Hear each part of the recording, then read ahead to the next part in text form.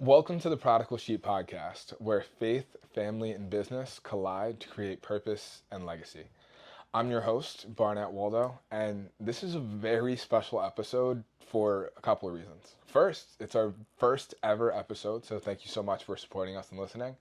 And second, and almost more importantly, our guest today. This is my best friend, my partner in life, my wife for the past going on 2 years, and life partner for the past 7. The one, the only, you know her, you love her, you like her more than me if you've ever met her, Crystal Waldo. Hi everyone, I'm excited to be here. Yeah, this is our first episode. How are you feeling, babe? Excited. Uncomfortable. Excited. I mean, that is kind of what happens when you're 9 months pregnant. Another reason why this episode is super, super special is because this is our beautiful baby girl. Are we going to drop the name? We're not going to? Okay. All right. Well, we'll drop it maybe at the end. But this is our beautiful baby girl's due date. It is about 9 o'clock at the time that we're filming this, so probably PM. not. Yeah, 9 p.m. So it's probably not going to be her birthday, but today's the due date. Oh my gosh. But I guess just to bring it back a little bit to tell people about us that don't already know, was there a special moment in which you looked at me and knew this is the guy, this is my husband? Well, I tell everyone the first time I met you, I looked at you. You didn't stop looking at me. I tell everyone I pulled him. I got him. There was just something about the way that you were speaking, and I knew that you were different. I didn't know what you were going to be to me necessarily. Like, I didn't know you would be my husband and the father of my children. But I got on the bus from going home from school, and I told my friends, I was like, there's something about him. Like, and then as we started talking more, sitting at the dinner table crying with my mom, and you would just sit there and eat your tacos and rub my leg. And yeah, I just knew. I don't remember a specific moment, but I feel like I've always known. I just got more clarity. Wow. I wish that I could say that I had the hindsight or foresight enough to say that I knew that there was a time, but I can say that our entire relationship together so far, it's crazy to think that we've been together for more than 7 years. Going on 8. Going on 8 years this December. It's insane. It's awesome. I couldn't think of someone I would rather do it with. I'm glad. And now, probably the reason that people are listening and thing they want to hear about the most, how are you feeling right now? Again, you're 9 months pregnant. Today is 40 weeks exactly. 40 weeks. How are you feeling? Slightly uncomfortable, but good. I'm excited. I'm ready. I feel blessed. Just all in the perfect timing. She'll be here, and I'm ready. For sure. Just waiting for her to be here. Yeah, I mean, the car seat's ready, the bags are packed, the duffel bag is ready to go. Yep. We're just waiting for I guess the contractions to get close enough, the water break, whatever. Something to happen. There's a million things we're hearing, but I'm excited. I guess another question I have for you is, what is the thing that you're looking forward to most about becoming a mom? I mean, you're a mom already, but what's the thing that you're looking forward to most about the baby being here? Ever since I was a child, like when anyone asked me what I wanted to be, it was a mom. And even now, just feeling that happen and the changes that I'm feeling, it's all exciting. But I think just seeing a human being that we created have her own personality and grow up to be her own person with her own interests and hobbies, and I can't really imagine what she's going to be like, so I'm excited to see that. Yeah, it's fun. Not to quote a song, but I'm forgetting it now. It's the song, The Matrimony by Waldo and Usher. It's like you're at the top of the roller coaster. That's what I feel right now. Like, just we've been preparing for the last 9 months. Thank you to everyone that's prayed for us, that's helped us practically and spiritually just to get ready for this. But it's one of those things where I'm not nervous, but it's almost like a weird anticipatory feeling. It's a big change. Yeah, and I don't know how to get ready for it. Like, is she going to sleep through the night? Is she going to be a crier? How are we going to make it work? I guess I can say I have faith that it's going to be a smooth transition. Whether it looks smooth now or it looks smooth like 10 years from now, I think it's exciting. Yeah, I just have to remind myself that even through the hard times, it's a blessing, and rather be doing that than, it's like, yeah, our house is quiet right now so we can scroll on our phones, but like, what else are we doing? And I think that's kind of what's been causing me to be a little anxious. We're just waiting for her to be here. He's finally on paternity leave, and I've been home for months, so now it's just like, all right, when you gonna be here? Any Whenever moment you're now. ready. No one's rushing you. As long as you're here by Father's Day, you will be. I'm super excited. It's been like a little bit of an inside joke with Crystal and I that I get the first real parental holiday. So it's awesome that Crystal was very, very pregnant and was hoping for a Mother's Day baby. But I will have the first holiday in which I can hold her, smile, get the proper Instagram posts. So that's what it's all about, right? All about? Not quite. Oh, that is our that's superstar, Rhea. She is our XL American bully. Not so XL though, but we still love her. Or at least Crystal loves her. You can say that. You love her. She's pretty cool. I'm going to like my daughter way more. I hope so. Okay, so I guess to switch it up a little bit, I know at the beginning you said that you were excited to be here. Like, what is it exactly that you're excited about? I love to support my husband, and like you said, this is something that you've been wanting to do for a while, and something I didn't necessarily prioritize at first, but even just hearing you talk about it and the whole point of the podcast and everything that we believe, it's like I think that we spend a lot of time doing outreach, even with our community, our church, our friends, and people that know us know our beliefs and know what our values are, but sharing that and maybe helping anyone that decides to watch. Why are you excited? I think it's a perfect time because I know like one of the first questions that, I mean, even you asked was, where did you get the name, the Prodigal Sheep? And it's a little bit of a biblical reference to the prodigal son, just to summarize for anyone that doesn't know. Basically, there was a child, a boy specifically, and it's a coming-of-age story. So his father had everything that he needed in his house. He was fed, he had people that were caring for him, but still this young man decided that he wanted more. He went out into the world and experienced all those things that seem fun, but often tear us apart. And the highlighter kind of end of the story is kind of with shame in his heart and expecting disappointment, he comes back to his father's house. And while he's expecting to get the "I told you so's," the "oh my gosh, where have you been?" his father just looks at him with open arms and welcomes him back. And I think that story speaks a little too truly to my life. I wish that I didn't necessarily have to go through that season, through that period of figuring out or experimenting in the way that I did.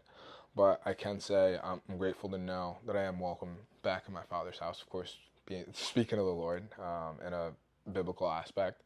And the idea of the sheep being that all of us in this world are looking to something for guidance. And I think, again, another biblical reference, like many times in the Bible we're referred to as sheep, and Jesus says the great shepherd.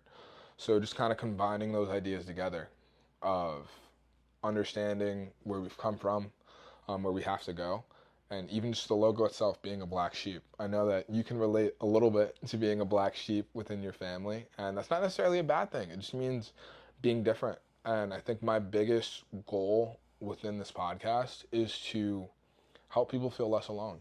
So if you feel like you are that black sheep, you're the one that goes against the grain, knowing that depending on the direction that you're going or what you're doing, that it's not always a bad thing. And that there is light at the end of the tunnel and other people that think, believe, love like you do. But I guess to transition a little bit, I want to talk more about this baby because that is our life right now. So today is the due date. And 40 weeks.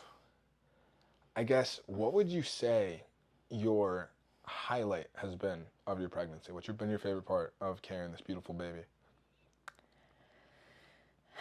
I would say that over the past few months, just she started moving, I could tell in December, and just my connection to her, like knowing when she's going to be awake, when she's not, where she is, and just knowing that I'm her sole provider right now. I mean, other than the Lord, but just being the one that's caring for her and connecting with her. Like even right now, she's moving around, and I'm the only one that knows that. It's like a special bond that I'm sad that it's coming to an end, but I can't wait to see you hold her, and it'll all be worth it. So. Oh, yeah, now it's just been like kicks in the back into my side as we're cuddling in bed. So I'm excited to get a little more personal interaction with the baby. Yeah. I guess if I asked you the best part, I have to ask you, what has been your least favorite part, or I guess the least enjoyable part of being pregnant? Right now is a rough period because, like I said, we're just this weird waiting period of I don't want to be induced, but I also understand that it's not on my timing. Pause really quick, just for, I know this is my first child. This is Crystal's first child. There's people out here that don't know what being induced means. What does that mean? Going to the hospital and getting synthetic hormones to push this process along and basically to force me into labor to have the baby, using drugs and medication, or balloons, or whatever contraptions they have. Not like birthday party balloons, right? No. Okay. Sorry, I didn't mean to interrupt you, but just for people that didn't know what that is. That's a little, I think, mentally challenging right now. But definitely the beginning, almost 4 months of the pregnancy, I was very nauseous. I didn't really want to leave the house. So it was physically, I was throwing up all day and couldn't eat until about 6 o'clock at night. And then when I did, I still didn't feel good. And then the guilt of not wanting to keep him home or you home by, I didn't want to stunt what anyone else had going on, or and even my mood, it wasn't the same. We'd hang out with my brother and I didn't want to, like, I just wanted to be home. I just wanted to be on my own couch or in the bath, or but you've literally lived in the bathtub. I still do. I'm worried you might be growing gills with how much time you spent in that bathtub. Well, now I'm getting to the point where I'm soaking up all the bath time that I can, because I know that for at least 6 weeks, regardless of if I go naturally C-section, I'm not going to be able to take a bath. So are you just going to be like musty? Like, how does that work? I can take a shower. Oh, okay. I gotta ask. These are the important questions. I didn't know if I was going to have to like spray you with deodorant while you were sleeping, or what was going on. I don't know. I guess we'll see. We'll figure it out together. Unless something goes very wrong. So I guess I have to say, like, you've taken on motherhood in an absolutely amazing way. Like, just Thank you. One, the fact that I make the joke that like you don't look pregnant, but everyone says it to you. Like, everyone's usually gross, puffy, and like 100 pounds heavier. Like, you look gorgeous. And I'm not just saying that because you're my wife. I'm saying it because you look gorgeous. Thank you. I guess if you had to give any advice to younger ladies out there, I mean, because wait, Crystal, how old are you? We didn't even talk about this. I'm 23. And I'm 25, for those of you guys that don't know. So for younger ladies that are maybe in your position, relatively freshly married, and thinking about or in pregnancy, what would be your advice to them? This is my first time, so I'm learning as I go, but I do think that the most important thing for me was not necessarily listening to societal or social norms of what pregnancy is, or what it's supposed to look like or feel like or be, because it's personal. It's whatever, like, there are certain things that obviously you should or shouldn't do, just for the health of yourself or your baby, but yeah, I think that just take as much advice as you'd like, but also be cautious with it and understand that it doesn't make you a bad mom if you're not doing what the last person told you to or what your grandmother told you to do, because things have changed. And something I get a lot, and don't get me wrong, I am a snacker. I'm a huge snacker. I have a box of ice cream that we got last night in the freezer. But something that I do think that society pushes when you're pregnant is that you can eat whatever you want, eat however you want, it doesn't matter. And while I don't think you should shame yourself, I also don't think that people who are conscious of what they're eating should be shamed either. I think that that's important, and I don't think we hear that enough. Yeah, I feel like fat shaming is definitely a thing, like even within culture, but like almost not even skinny shaming, but it's like healthy shaming can be a thing. I can't tell you how many times it's like, yo, why do you go to the gym so much? Or like, why are you, I mean, not now. Please, not now. This is not peak state. I've been working on keeping Crystal happy and fed, so not a dad bod, but thank God for my 25-year-old metabolism. That's also helping me to stay nice and fit. But it is something that I feel like we both kind of faced a little bit in terms of the pushback from being more conscious. Yeah. But sure. Yeah, that is awesome. I guess that's a little bit of that like black sheep kind of mentality or idea. And that's been a big thing in our family. I don't mean to cut you off. When we talk about, and this is not to judge anybody, but we personally have decided that for the baby's first birthday, we don't want to have a cake. Like we don't want to do the smash cake photos, and the pushback we have gotten from our families have been more than I feel like you would expect. Or maybe you would expect it, but we didn't. I don't know. Like, if that's something anywhere this is posted, you should be able to leave comments. Let me know if you think that we're absolutely outrageous by not wanting to feed our infant crazy amounts of refined sugar. I mean, not giving them a cake. My suggestion, by the way, I don't think that we should, like, not celebrate. I was in favor of two things. I said, one, we should do a fruit cake, and not, like, grandma's nasty Christmas fruit cake, yeah. Like a literal like cake, but like made out of fruit, whether it's like watermelons or something that's good for our digestive system, but also like a healthy, fun treat. Or, this is my favorite idea. I know this is a little more counterculture. I've seen steak cakes. Yes, you heard me right. STEAK cakes. And I think that just the idea of seeing my beautiful little daughter nibble on a filet mignon on her first birthday just puts joy in my carnivore heart. Sorry if you're vegan. We still love you. I'm still warming up to this idea. Yeah. I like the fruit idea. If not, we can try it for my birthday. I'm with that. So if you guys are seeing this, you want to surprise me on my birthday, big 26, I will take steaks. That is, I have no complaints for that. March 8th. Wow. And it feels so crazy to know that, like, we're right there. Like, we were even joking before we started recording, like, what are we going to do if your water breaks mid-podcast? Right I guess we'll figure it out. It's such a weird feeling being in this state of, like, it could be any moment, but it could also be a week and a half away. And every time I get into bed, I'm like, am I going to move the wrong way and have to wake him up and tell him that my water broke? It's not the wrong way. It's the right way. I will be excited. Right At this point, I'm ready. Like, every time I go to sleep, even tonight, we're probably going to go to bed a little earlier than we have been, just because I'm almost expecting it to come at 3:30 in the morning, and I want to have some semblance of rest. I'm sure with all the adrenaline and all the excitement flowing through, I'm not going to be tired, but I want to have both of our bodies as prepared as we reasonably can be. Well, like I was joking last night, we're on our bender. We went out and got some pizza last night. We went for a late night walk. It was like 9:30 in the dark. Came home, watched a movie, had some ice cream, and we have completely demolished our sleep schedule, which I know a baby does, but I don't know how we're going to adjust because not that we're not getting enough sleep, we're just not going to sleep until like 3 or 4 o'clock in the morning, and then we're sleeping until whenever we want during the day. Hey, like he's only been out of work for like 4 days, so it's not been that long. I'm enjoying it. This is like summer vacation, but like maybe, or more like a spring break. But the last one we're going to have without a beautiful baby here. So I guess it is also just enjoying that time and I guess staying young. Not that we're not young already, but I don't know. It's great. And I'm super excited, man. I know I've said it a million times, and we're going to say it a million more. I love seeing you like step into motherhood.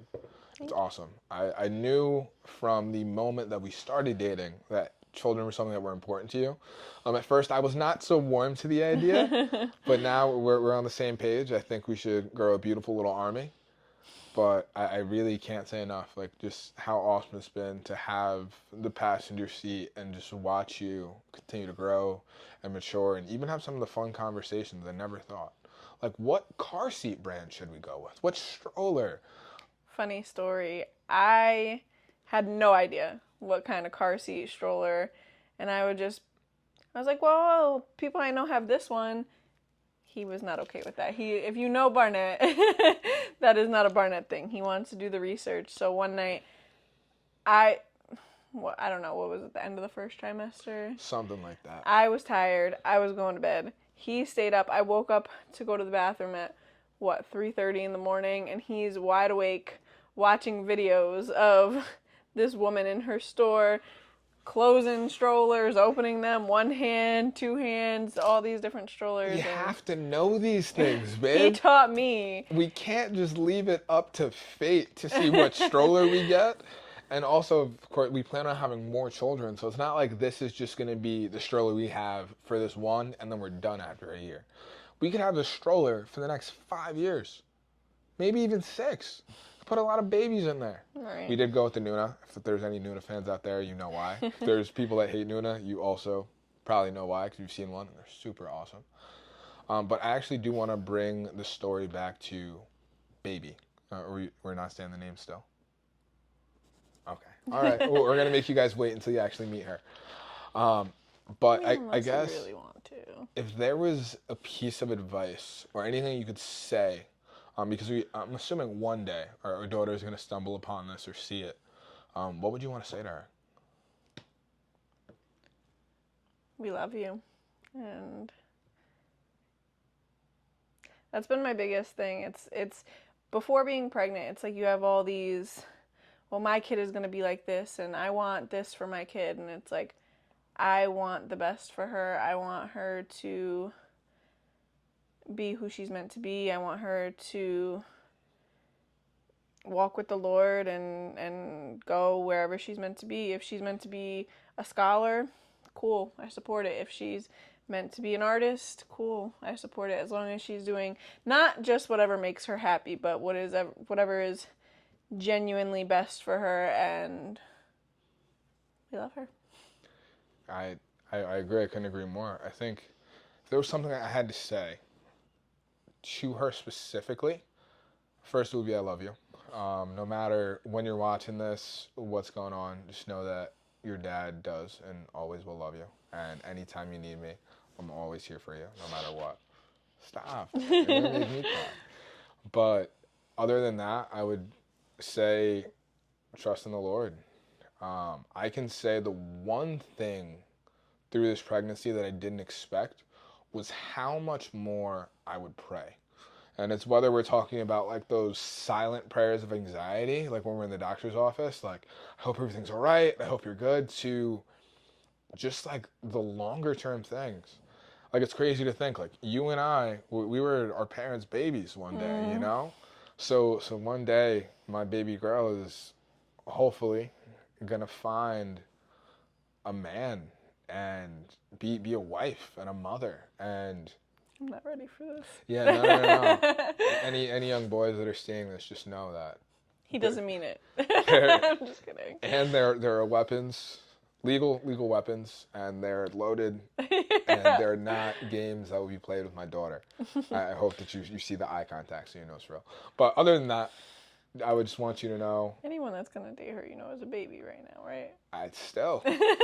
Hey, if you're here, at least you heard it. There was no, I didn't know. You heard the warning. But in all seriousness, I would say, I love you. I'm always here for you no matter what. And continue and lean on the Lord. And Mom and Dad are always here whenever you need us. Wow. So I guess to wrap it up, because we don't want to keep this too long. Is there any questions that you have for me?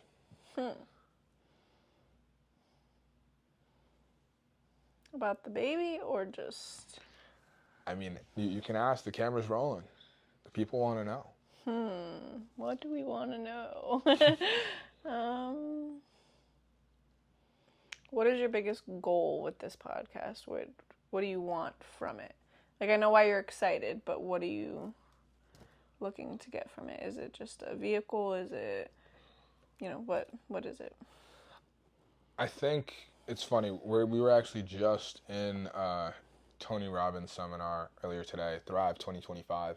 And I think one of my biggest takeaways was to not worry or put our mind on what we will get, but to be able to have a giving heart.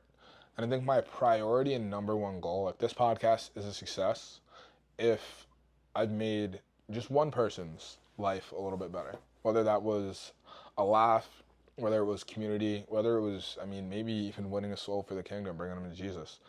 If I can do any of those things, it's a win. I guess to zoom in a little bit more, my personal goal is to push myself out of my comfort zone. Many people that know me know that there's not many things that are intimidating to me, but this podcast has been something that I've been thinking about, talking about, probably the better part of a year now, if not a little bit more. Well, that's one of the things that the seminar that we were in today was talking about. It's like, we all have that one thing that you should do, and it's you want to do, but you just put it away and push it off because you're not ready to face it. So yeah, so I guess once you do, great things happen. So I guess this is one of my things that I've had that I've wanted to get started, cross off the list, and I'm sure. It's going to be tough for any guest to be better than you because you're my life partner, literally my best friend ever. But also to be a vehicle to be able to communicate and spread more messages and knowledge. Ultimately, the podcast is really about what I said at the beginning, being business, family, and faith. So business being, of course, myself, I'm what some would call an entrepreneur. I'm a licensed real estate agent, a jack of many trades, salesperson, whatever you want to call it. And I think that one of the things that I've learned the most through entrepreneurship is the importance of relationship and growth. So this has been a little more of an intro, a little more on the family side, but in the future, you can definitely expect some episodes with some local business owners, even some larger business owners, and even some faith leaders. So we'll see where it takes us, but I guess that's my goal. Is that a good answer? Yeah. So to start a little bit of a tradition, I guess this is the first time we're doing it, but a tradition has to start somewhere. I have a question for you. You're actually the first person to ever hear this, being the first ever guest. Are you ready? Am I? So this is the question. If you right now could go back to yourself when you were in your lowest, darkest moments, and you had 60 seconds to say anything you could or thought would help, what would your words be?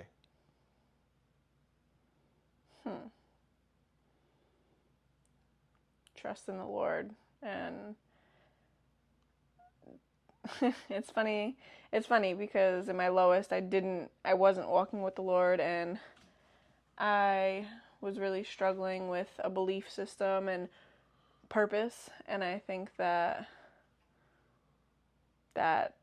having a relationship with the Lord is very important. And I think that not that when you walk with the Lord you don't have low moments. There's always going to be something that's a struggle, or but it gets better. And if I could tell myself, you're going to meet Barnett soon enough, I think it would make it a lot easier. Wow. Am I allowed to ask you it back? No, not yet. But I do like that little reverse card that you tried to play. But we will actually wrap it up. Actually, we're going to close out in a quick prayer. Lord, thank you for this time together. I pray that you bless not only us, but everyone who hears this podcast.